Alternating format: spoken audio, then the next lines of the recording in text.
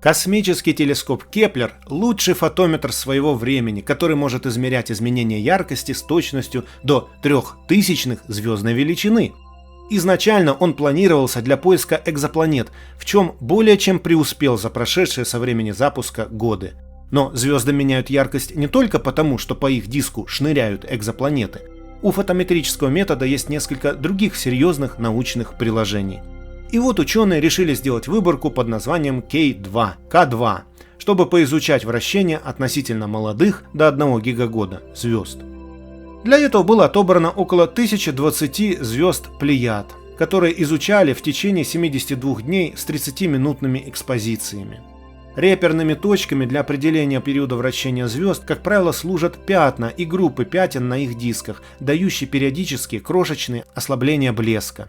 Но, как и везде, возможны очень интересные нюансы, о которых и пойдет дальше речь. В результате обработки данных звезды из выборки разделили на следующие группы. 559 звезд с уверенно определившимся единственным периодом вращения. Тут все просто. 107 звезд с 2 максимумами или 2 минимумами, как правило, следствие 2 групп пятен. 31 звезда с перемещающимися пиками или минимумами, следствие быстрой эволюции групп пятен или разной скорости вращения звезды в разных широтах. 114 звезд с изменением формы пиков или минимумов, следствие разной скорости вращения звезды в разных широтах или эволюции групп пятен. 5 звезд, у которых подозревают наличие облаков газа или мусора на луче нашего зрения.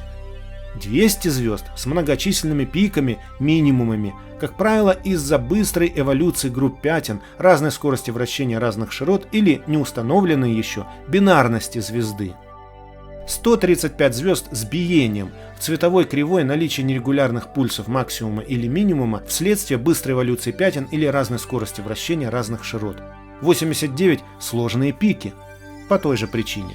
126 мультипериодические звезды с близкими пиками, опять-таки следствие эволюции пятен и разной скорости вращения разных широт, в некоторых случаях неразрешенная до этого бинарность звезды. 37 мультипериодические звезды с разнесенными пиками, явно двойные. 8 пульсаторы, короткопериодические переменные типа дельта-щита. Вызывает интерес небольшая группа, всего 0,6%, для которой исследователи делают предположение о наличии облаков плотного теплого газа над поверхностью, попавшего туда в результате выбросов материала наверх больших корональных магнитных колец. Этот материал удерживается в таком положении центробежной силой и дает интересные периодические минимумы в световой кривой. Можно было бы ожидать, что это быстро вращающиеся поздние М-карлики с низкой поверхностной яркостью. Однако не исключен также и вариант, что мы имеем дело с кометами или другим мусором на орбитах звезд, которые заслоняют частично их свет, что и приводит к появлению подобных минимумов. В таком случае было бы интересно поработать с этими звездами в инфракрасной области, чтобы попробовать найти тепловое излучение этих пылевых конвертов и окончательно решить вопрос о природе подобных минимумов. Здесь явно требуются еще руки, глаза и мозги. Не хотите помочь? Одна из этих звезд совершенно особенная – HCG 332, ставшая знаменитой после работы Оппенгеймера и других астрофизиков в 1997 году. В том исследовании ученые пытались определить для Плеяд границу истощения, чтобы понять, какие звезды уже достигли в своем ядре температур, достаточных для поджигания процесса синтеза лития. Подобных звезд в Плеядах не обнаружилось, то есть все они оказались чуть моложе, чем надо. Однако неожиданно оказалось, что в скоплении есть 2 М-карлика HCG 332 и HCG 509 с сильными линиями лития, там, где их в принципе быть не должно. Оба карлика находятся на одну звездную величину выше главной последовательности одиночных звезд Плеяд, и это привело ученых к мысли, что, скорее всего, обе звезды не принадлежат самому скоплению и являются очень юными звездами, только вступающими на главную последовательность, то есть рождающимися новыми звездами.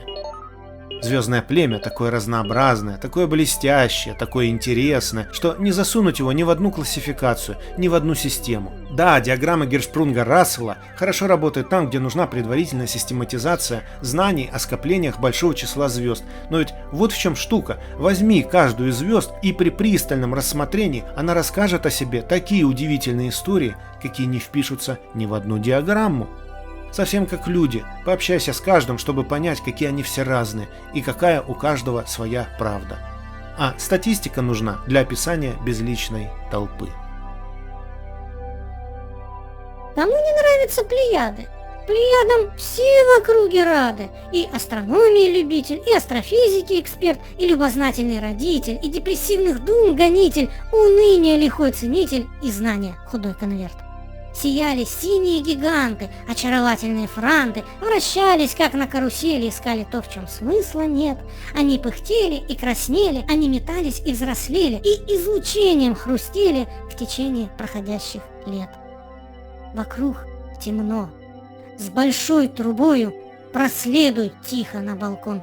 Смотри, как царственным гербом они склонились над тобою.